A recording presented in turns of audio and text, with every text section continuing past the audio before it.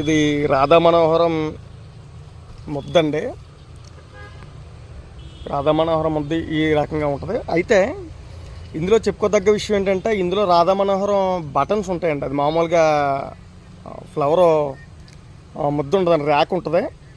Rack మనకి అంత వింపుగా ఏం మామూలుగా నార్మల్గా ఉంటుంది కానీ అంత వింపుగా కనిపించదు. అయితే ఇది ముద్దండి. ఇది పొద్దుటి పూట ఏమో ఒక రోజు అంతా రెడ్, ఈ థిక్ రెడ్లో ఉంటాయండి మా ఫ్లవర్స్ అన్నీ. నెక్స్ట్ టైం వైట్గా వస్తాయండి. ఆ సాయంకాలం మాత్రం ఇలా షేడ్ వస్తాయండి. అంటే డబల్ కలర్స్ మారుతాయండి ఇవి.